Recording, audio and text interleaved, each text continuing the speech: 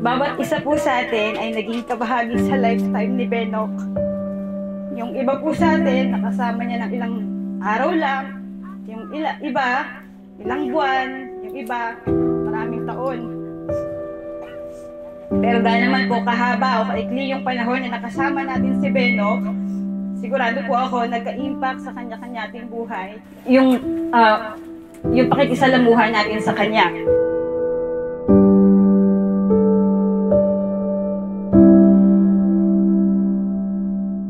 Siyam na araw ko na siyang ginigising. Kasi kami dalawa, nagigisingan pag may trabaho kami.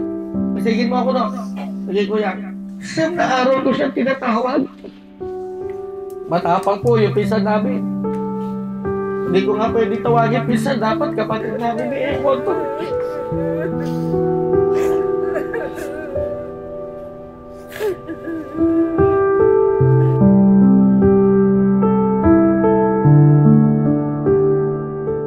Napaka-selfless mong tao. And at the same time, napaka-selfish mo.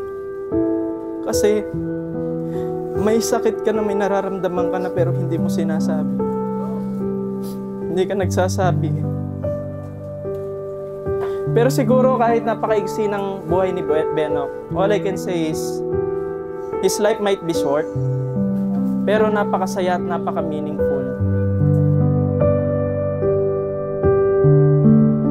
Sabi nila, di ba, pag may anak ka na, bago ka pumasok sa isang relasyon, dapat yung partner mo daw, mahal din yung anak mo. Ako, nahanap ko, mas mahal pa yung anak ko kaysa sa akin. Kaya nagpapasalamat ako talaga. Hindi ko masabing madaya siya kasi nakita ko kung paano siya lumaban. Hanggang sa huli po, hanggang nasa ICU na siya, nakoma na siya, hanggang hindi siya kinausap ni daddy, tsaka hindi ko siya kinausap. Hindi siya talaga bumitaw. Stable yung heartbeat niya. I wish that heaven had visiting hours, so I could just show up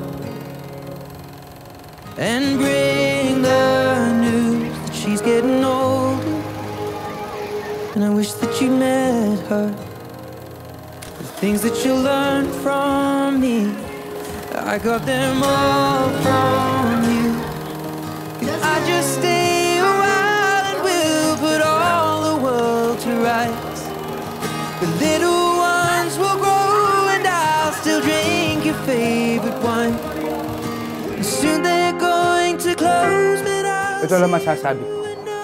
Ang pagkawala ni Benok ay sana huwag din maging hangganan ng pagkakakilala natin. Kayo, ng mga kaibigan niya, mga kasama niya, mga pinsan niya, mga kamag-anak niya. Sa lahat po ng tumulong sa amin.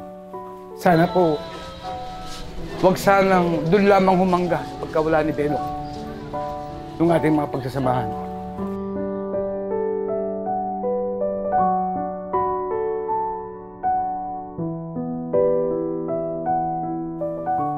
Napatunayan kong may mas mahigit pa sa pag-ibig. Yun yung pag-ibig na may kasamang sakripisyo. Kaya salamat po sa inyong lahat. Papasalamat po kami. Kahit ganitong bobolang lang po yung kapatid namin, mahal na mahal nyo rin po siya.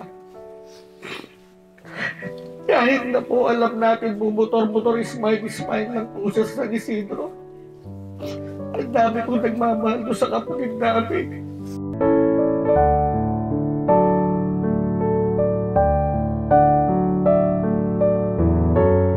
Pinangangako ko sa harap ninyo na patuloy kong lilingapin yung anak na lang si Kenneth. Hindi ko mababayaan hanggang ako nabubuhay.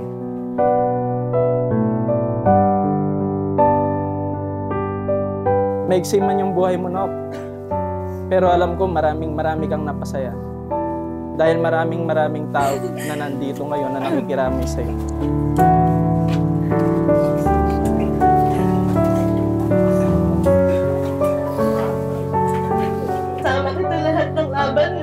Alam mo yan. Simula confinement mo, kahit dalawa lang tayo, kasama natin sila Ryan, lahat ng yun.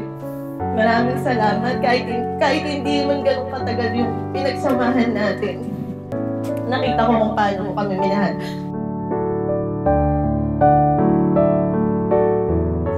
natin si Benok na nakangiti lang habang kumakaway ng goodbye.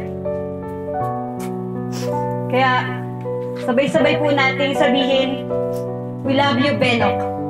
Love you,